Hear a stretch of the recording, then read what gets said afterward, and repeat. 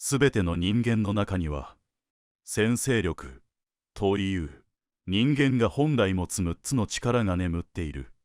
それは誰か特別な人間にだけ与えられたものではない。あなたにも確かに備わっている。私はこの目で死を見つめ、この身で病を克服し、その力を実証してきた。この6つの力はあなたの人生を根底から変えうる力を持っている。己の限界を打ち破り、望む人生を切り開くことができる。だが多くの人は、その力に気づかず、眠らせたまま一生を終える。実にもったいないことじゃないか。しかしあなたは運がいい。この話を聞いているんだからね。さあ、あなたの中に眠る本当の力に目を向け、覚醒させるのだ。すべての答えは、すでにあなたの中にあるのだから。第一章、体力、生きる土台を築け。あなたは心を強くしたいと思ったことがあるか。だがその前に、まず体を整えよと私は言いたい。心は、体に支えられている。この道理を知らずして、精神の力を語ることはできない。私が病床から生還できたのは、まず体という基盤を立て直したからだ。姿勢が崩れ、息が浅く、動きが乱れていれば、いかに積極的な思考を持とうとしても、すぐにくじけてしまう。あなたが朝目覚めるとき、まず背を伸ばし、鼻から息を吸いなさい。胸ではなく、腹に深く。その呼吸が、あなたの心に静かな力を満たしてくれる。立つ、歩く、座る、日々のあらゆる動作が、心の状態を映し出す。整った姿勢、緩みのない所作、それらが雑念を払い、気を養うのだ。私はそれを、呼吸、姿勢、動作の三位一体として教えてきた。どれも軽視してはならぬ。息が浅ければ、志も浅くなる。これは私が数えきれぬ修練の中で掴んだ絶対の真理だ。体の弱りは、心の曇りを呼ぶ。強き精神を求めるならば、まず強き体を築きなさい。体は心の木。まず器を磨くことから始めるのだ。私が誠に心を鍛えようと決意したとき、最初に取り組んだのが、呼吸、姿勢、動作の三原則だった。この三つは、精神を根底から変える力を持っている。まず呼吸だ。浅く、短く、乱れた呼吸を続けていては、心も常にざわついたままだ。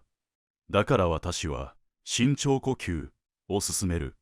鼻から吸って腹を膨らませ、口から細く長く吐く。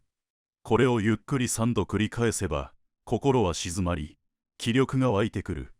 次に姿勢。背筋を伸ばし、胸を開き、顎を軽く引き、目線はまっすぐ前を向く。姿勢が整えば、自然と心にも芯が通る。言葉に力が宿り、行動にも迷いがなくなる。そして動作。歩くときは一歩一歩に意識を向け、静かに、リズムよく。座るときも、無駄な動きをせず、しずしずと。動作が乱れれば、心もまた乱れるのだ。私は毎朝この3つを点検し、体と心を整えてから一日を始めていた。この静かな準備こそが、先制力を引き出す土台になる。あなたも今日から、呼吸、姿勢、動作を整えなさい。そこに、あなたの無限の力の目覚めが始まるのだ。私が毎朝欠かさず言っていた、体と心を整える実手法がある。それをあなたにも伝えよう。まず静かに立ち、背筋を伸ばし、足を肩幅に開く。そして深く息を吸い、腹に力を込めてゆっくり吐く。これを3度繰り返す。次に、目線を前肩に定め、心を一点に集中させる。そこから30歩だけ、静かに歩く。一歩ごとに、意識を足裏に置き、呼吸と歩調を合わせるのだ。これを、静風、と呼ぶ。歩くことで心が静まり、思考のざわめきが消える。この3分間の実習が、あなたの一日を決める。私はこの習慣によって、揺るがぬ心の芯を培った。体が整えば心が定まり、行動に力が宿る。逆に朝の混乱は一日を狂わせる。心身を鍛えるとは、こうした小さなことを丁寧に繰り返すことなのだ。さあ、明日の朝からやりなさい。時間は3分でいい。だが、その3分が人生を変える鍵になる。あなたの先制力は、今まさに目覚めを待っているのだから。第2章、胆力、恐れを超えて進め。胆力とは、恐れを持たぬ者のためのものではない。恐れを抱きながらも、一歩を踏み出す者の中にだけ宿る力だ。私は多くの修練と実践を通じて、恐れという感情の正体を見極めてきた。恐れは消そうとしても消えるものではない。だが、それを否定せず、抱えたまま行動することで、その重みは次第に力に変わるのだ。ある講演会の直前、私は猛烈な緊張に襲われた。心臓は早金のように打ち、足が重く、手足は冷え、声が出なくなりそうだった。しかし私は、恐れを隠さず、受け入れ、こう言い聞かせた。恐れに負けたら、自分の一生が小さくなる。と。そして足を前に出した。その瞬間、恐怖は霧のように消えていった。人は恐怖の中でしか胆力を育てることはできない。だから恐れを感じる場面こそ、あなたの成長の舞台なのだ。避けるな。逃げるな。恐れと共に立ち、動くのだ。あなたの中の先制力は、そうして初めて動き出す。勇気とは、恐れの不在ではない。恐れの中で選んだ行動の証なのだ。さあ、震えるままでいい。そのまま一歩、確かに前に出なさい。恐怖という感情の背後には、3つの大きな根がある。第一は、未来への妄想。まだ起きてもいない失敗を勝手に描き、行動を止めてしまうことだ。第二は、他人からの評価に対する過剰な執着。自分がどう見られるかを気にしすぎて、心が縛られる。第三は、体の乱れだ。呼吸が浅く、筋肉がこわばると、心も同時に萎縮してしまう。私はこの3つを、修練を通して一つずつ克服してきた。妄想には、現実を書き出すことだ。頭の中の不安を紙に出すと、それが幻であることが見えてくる。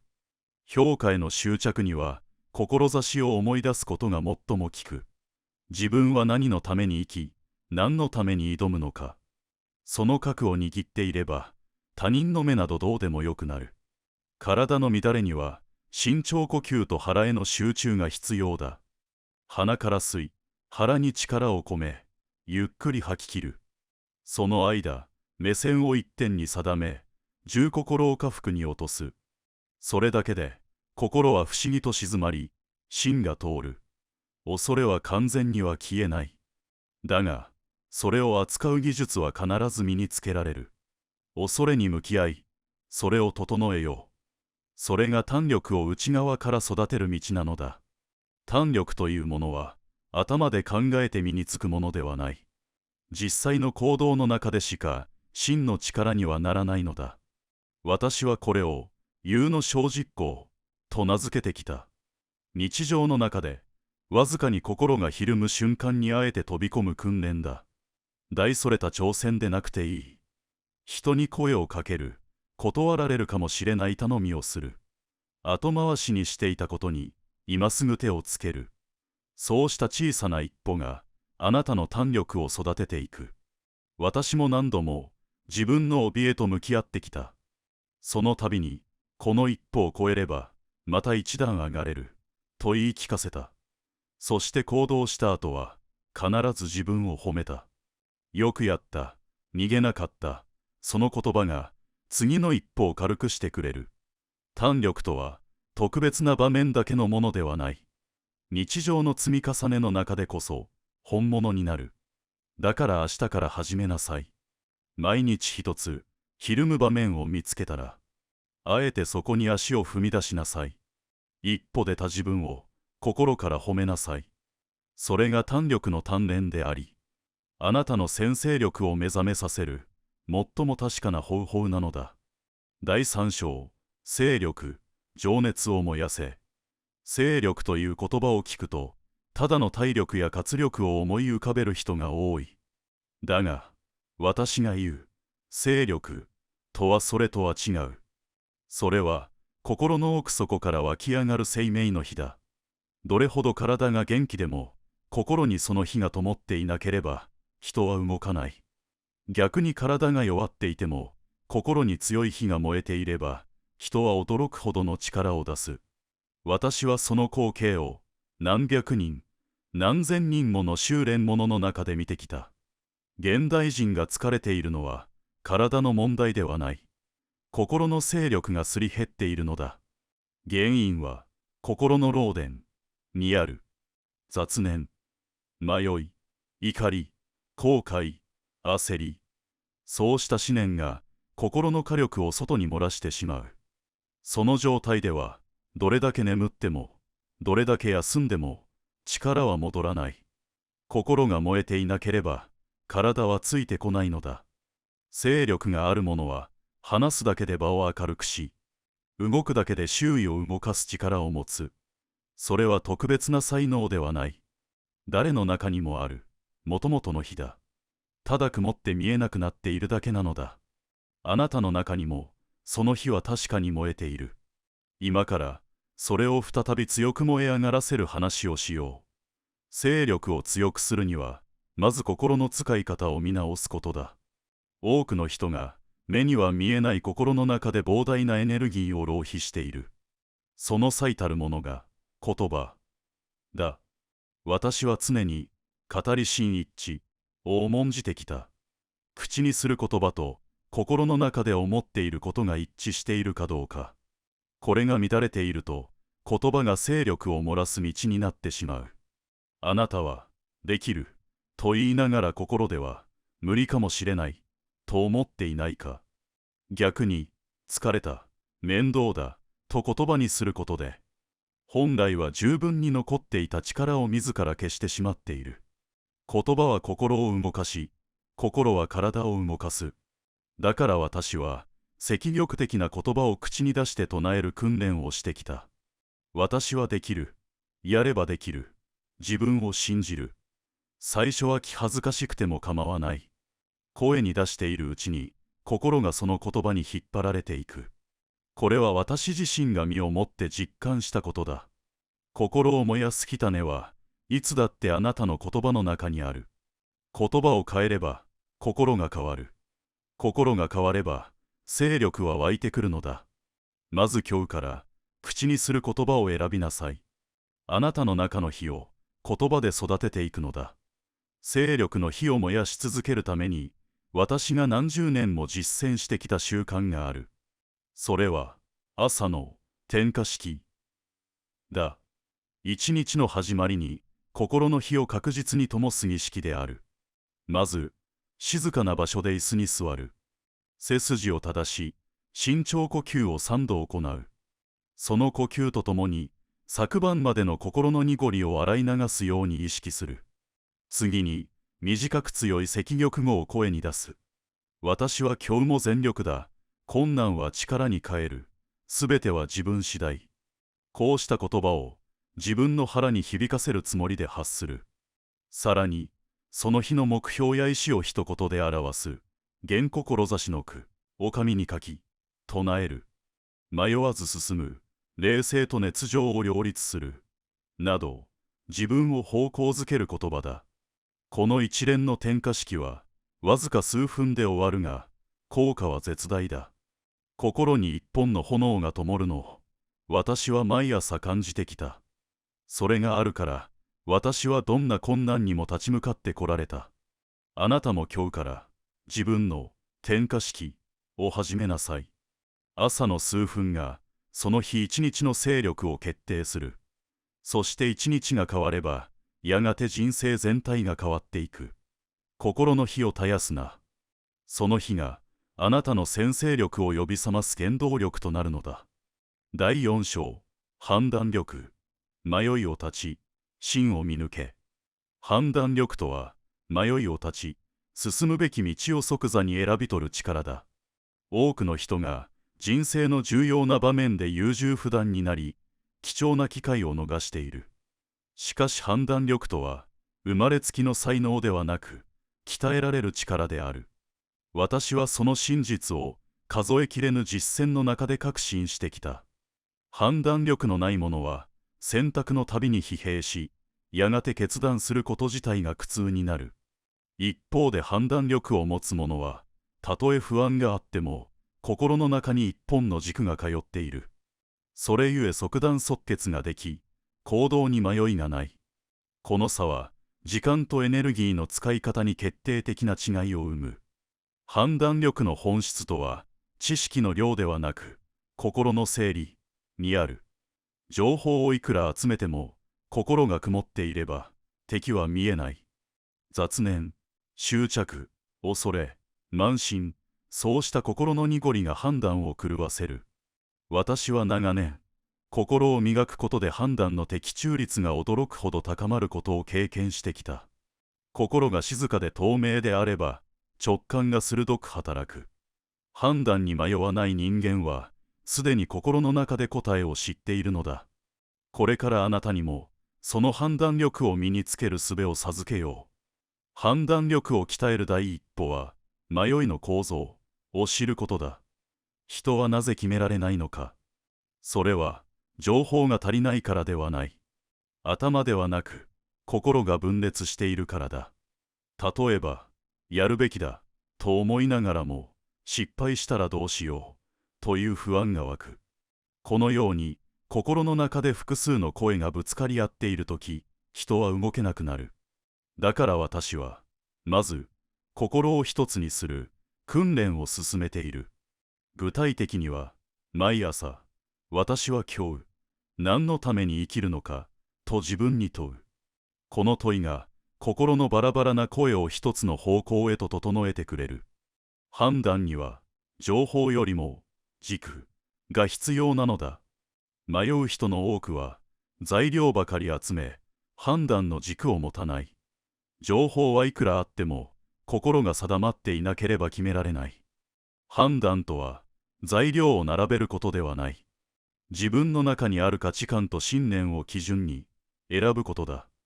その基準が明確であれば、どんな状況でも迷いは消える。私はこれを毎朝の習慣にしてきた。おかげで、どんな混乱の中でも即断即決ができるようになった。判断力とは、外を見る力ではなく、内を見る力である。判断力をさらに高めるには、日常の中で小さな判断を意識的に鍛えることだ。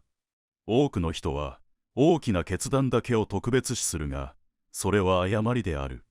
実は、毎日の小さな選択の積み重ねこそが、真の判断力を育てるのだ。例えば、朝の時間の使い方一つをとってもそうだ。何を後回しにし、何にすぐ取り掛かるか。どの言葉を選び、どんな態度で人と接するか。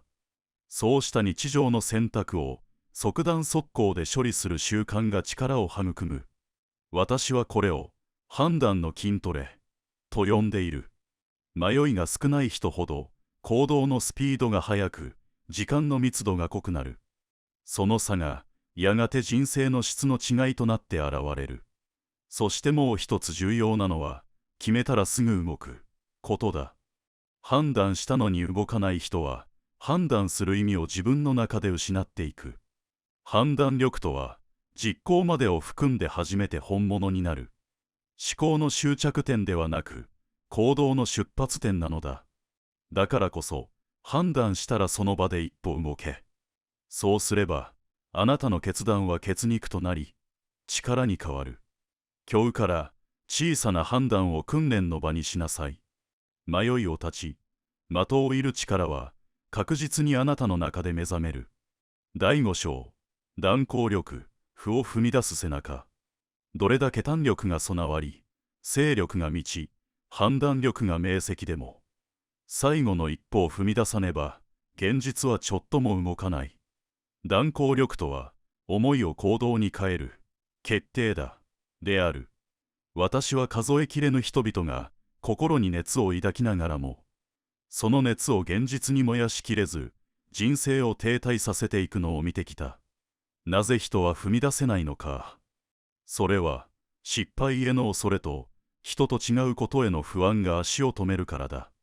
しかし、何かを本気で変えたいのならば、この一歩だけは、誰にも変わってもらえない。自分の足で、自分の意志で踏み出すしかないのだ。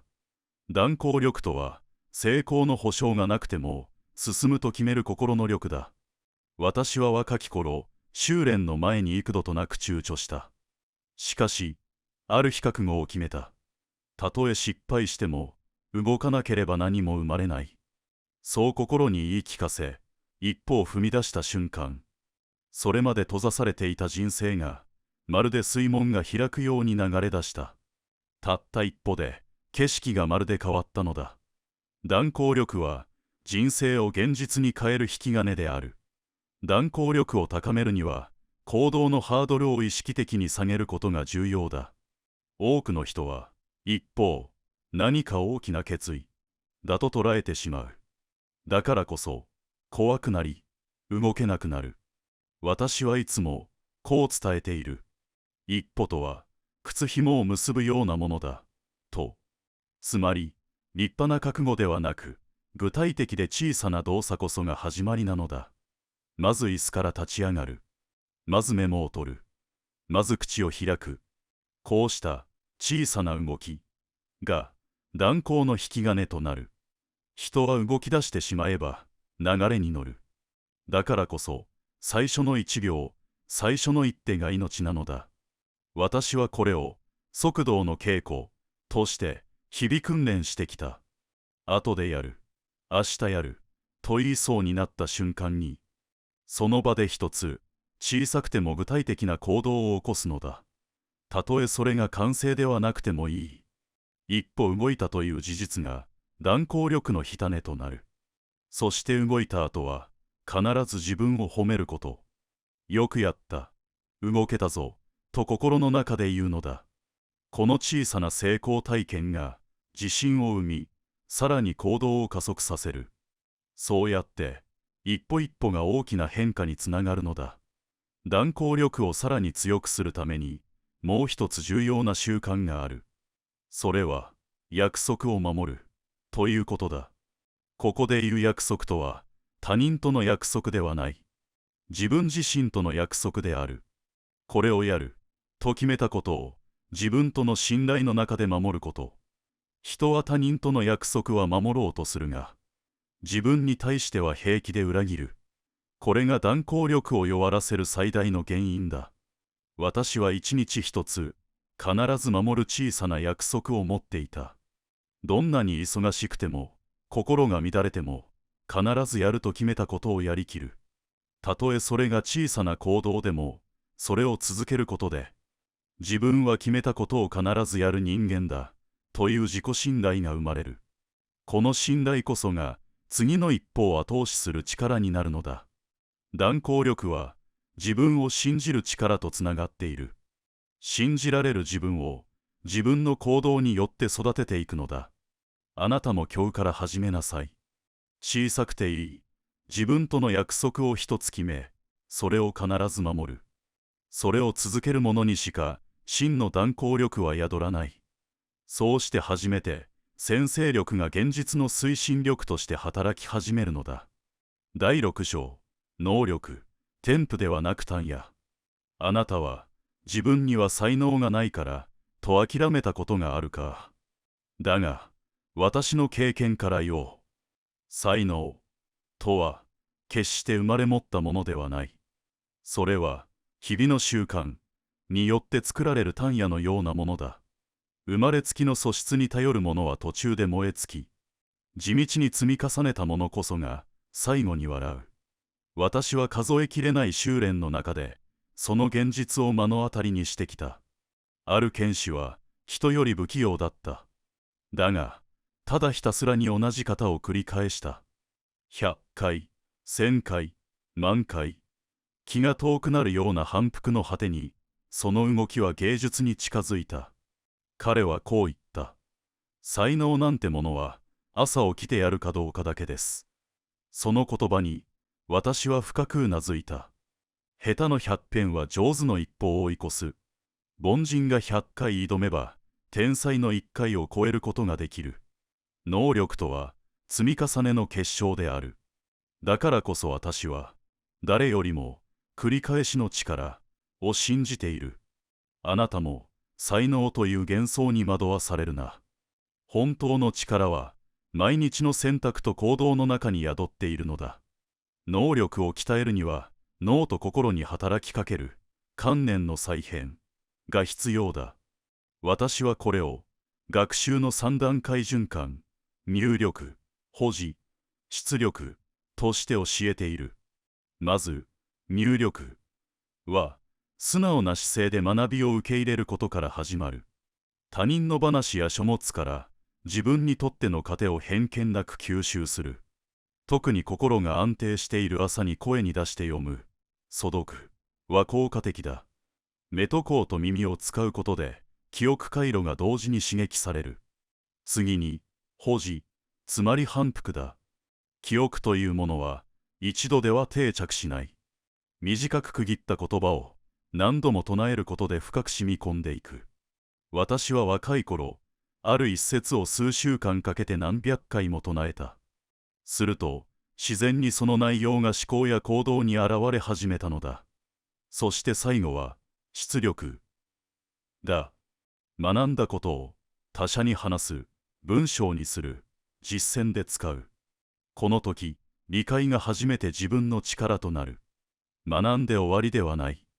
使って、血肉にする。これが真の学びだ。この循環を日々回すことが、能力を鍛える最短の道である。あなたも今日から、読む、覚える、使うを一つの流れにしなさい。それが、才能を超える力を養う唯一の道なのだ。私が実践していたのは、能力工房という習慣だ。朝の15分間を自分の能力を磨くためだけに使うのだ。まだ世間の雑音が入り込まない時間に、ただ一点に集中する。読む、書く、唱える、覚える、方法は何でも構わない。重要なのは、集中してやること、そして記録することだ。人は記録することで、自分の成長を目に見える形にできる。今日何をやったか、どれだけ進んだか、昨日と比べてどうだったか。それを簡単に書き残すだけで、自分の中に小さな勝利が刻まれる。昨日の自分より一歩進んだ。この実感が次の日への活力になるのだ。私はこの15分を数年続けた。結果として、思考力、集中力、判断力までもが飛躍的に高まった。能力とは、特別な才能ではなく、習慣の集積なのだ。日々の静かな時間の中で、人は確実に鍛えられていく。そしてその鍛錬は、やがて何者にも揺るがぬ力となる。あなたも、明日の朝から、能力工房を始めなさい。最初は小さくても構わない。しかし、毎日続けていけば、その習慣が、やがて、天賦の才を超える力へと育つだろう。第7章。6つの力を滑る心。最後にお伝えするのが調和力だ。これまで語ってきた6つの力。胆力、精力、判断力、断行力、能力、そしてこの調和力は、それぞれが独立しているように見えて、実は密接に結びついている。互いに影響し合い、補い合い、一つの流れとして働くのだ。調和力とは、それらの力を状況に応じて最適に引き出し、滑る、内なる指揮者である。どれだけ素晴らしい楽器を持っていても、演奏をまとめる指揮者がいなければ音楽は成り立たない。人生もそれと同じだ。胆力だけが強くても、独断的になり、精力だけがあっても、空回りする。判断力、断行力、持続力、それぞれが単独で働いても、調和がなければ力は分散してしまう。調和力は、6つの力を有機的に連携させる能力だ。私はこの力を常に意識して自分の中でバランスを取り続けてきた。すると不思議なことに、どんな困難な状況でも必要な力が自然と湧いてくる。それが調和の力なのだ。調和力を身につけるには、まず自分を客観視することが欠かせない。人は時として胆力を出しすぎて強引になったり、判断力に頼りすぎて慎重になりすぎたりする。あるいは勢力だけが先走り空回りしてしまうこともある。そうした偏りに気づかないままでは、6つの力がぶつかり合い、調和は失われてしまう。だから私は常に自分の状態を内観することを習慣にしてきた。今の私はどの力が強く、どの力が不足しているのか、何を補い、何を抑えるべきなのかを静かに観察する。この自己観察によって6つの力を自然に調整できるようになる。例えば突き進むときは断行力を前に出す。同時に判断力で型構成を見極め、胆力で不安を抑え、持続力でペースを保つ。勢力が落ちていれば静養に努める。こうして6つの力を場面ごとに組み合わせることが調和力なのだ。この感覚が育てば、周囲の出来事に振り回されなくなる。むしろ自分の内側で必要な力を呼び起こせるようになる。それが調和力の真髄である。あなたにもこの力はすでにある。ただ、まだそれを意識的に使っていないだけなのだ。意識が向けば、先制力は必ず応えてくれる。6つの力が調和すると、あなたの中に自在に動ける自分が現れる。どんな状況でも恐れず、焦らず、無理せずに行動できるようになる。それはまさに先制力が目覚め、意志のままに活用されている状態だ。私が最も強くそれを実感したのは、ある修練の集大成の日だった。心も体も限界に近づいたその瞬間、私は静かに目を閉じて自分に問うた。今、最も必要な力は何か。その問いに応じるように、呼吸が整い、心が澄み、力が満ちてきた。それは胆力でもなく、断行力でもない。6つすべてが一つに溶け合った、全体としての力だった。私は確信した。これこそが調和された先制力の姿だと。6つの力は個別に発揮するものではない。時と場に応じて自在に組み合わさり、一つの生命力として働くべきなのだ。あなたも今日から自分の内にある力のバランスを意識しなさい。意識することで心、体、行動が一直線につながるようになる。そうすればどんな困難にも動じず、自分を信じて歩める。それこそが先制力を制化しきる完全なる人間力なんだ。いかがでしたか。もし今日のお話が皆様の人生に新しい気づきや励みを与えるものでしたら、コメント欄に100を、また改善点やご意見がありましたら0をお書きください。いいねボタンとチャンネル登録していただけるととても励みになるので、ぜひよろしくお願いします。今後も様々な偉人の言葉を配信していきますので、通知をオンにして次回の配信をお見逃しなきようお願いいたします。偉人の言葉を応援、ご支援してくださる方は、メンバーシップへのご加入をご検討してくださると幸いです。限定動画も配信しているのでぜひご覧ください。本日はご視聴いただき、誠にありがとうございました。